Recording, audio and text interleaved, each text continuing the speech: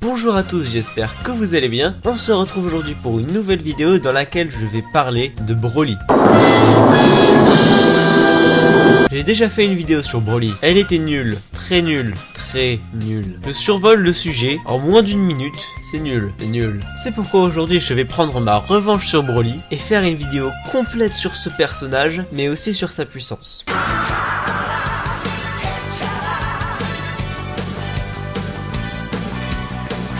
Dans cette vidéo, on va aborder plusieurs aspects qui font de Broly, et on va commencer par le premier aspect, l'identité. Broly est le fils de Paragus. Broly et Paragus sont deux survivants de la destruction de la planète Vegeta. Broly est dans les films le Super Saiyan de la légende, le Super Saiyan légendaire, le guerrier millénaire, tout ça. Et peut-être que vous ne le saviez pas, mais son nom est inspiré du mot brocoli. On enlève le co, ça fait Broly. Deuxième aspect, c'est le physique.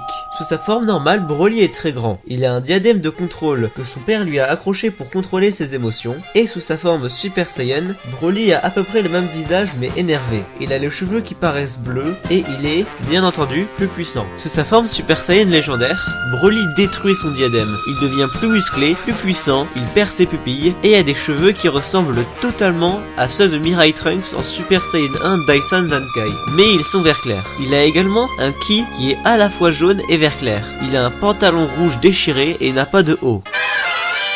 Troisième aspect, l'histoire. Pour tout vous dire, je n'ai pas vu le film Broly puisqu'il est introuvable en VOST et me faites pas croire que la VF est bien. Donc je vais simplement citer un résumé trouvé sur Google. Un dénommé Paragus, accompagné de soldats, vient chercher Vegeta afin de lui demander de devenir le roi de la nouvelle planète Vegeta. Toute l'équipe accompagne le prince. Entre-temps, Sangoku traque un être à la force mentale surpuissante ayant anéanti des planètes dans la galaxie du Sud. Lorsque Sangoku fait la rencontre de Broly et ressentant sa plus grande force spirituelle, il réalise que c'est lui qui a détruit les planètes de la galaxie du Sud. Paragus a en réalité attiré Vegeta et ses amis sur une planète en ruine et sur le point d'être frappé par une comète afin de se venger de la tentative de meurtre du roi Vegeta sur son fils et lui, puis pour pouvoir conquérir la Terre sans rencontrer d'obstacles. Broly devient alors le Super Saiyan légendaire que tout le monde craint. Sangoku et ses camarades ont du mal à s'en défaire et Broly se débarrasse de son père qui voulait s'échapper. Sangoku parvient à le vaincre grâce aux forces que lui ont transmises ses compagnons. Très beau résumé Wikipédia.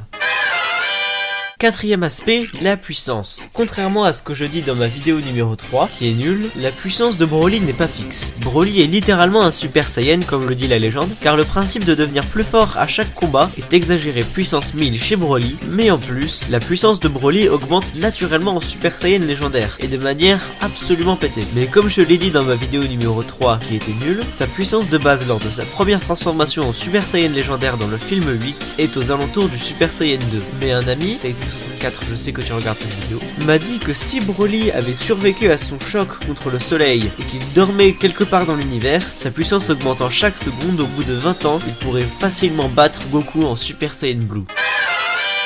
Cinquième aspect, hors canon. En plus des films, Broly a eu des produits dérivés, mais ça vous devez le savoir. Il est également apparu dans le jeu Dragon Ball Heroes avec une forme Super Saiyan légendaire 3 et Super Saiyan 4. Dans le film Broly God, il est encore plus puissant. Sixième aspect, hors manga. Il y a longtemps eu un débat pour connaître la vraie puissance de Broly. Ce débat s'est intensifié avec l'arrivée de Calais de l'univers 6 dans Dragon Ball Super. Il s'est terminé avec la vidéo du chef, que je mettrai en fiche juste ici. Ce débat a duré plus de 20 ans et n'a servi à rien.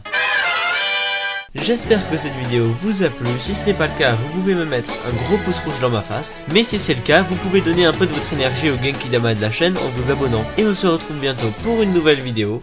Attendez, je crois que Archimède détecte quelque chose. Rageux, Pokémon, colère, type feu, combat, un simple sujet polémique suffit à les attirer tel un aimant. Encore eux? Bon, j'ai toujours ma Gatling.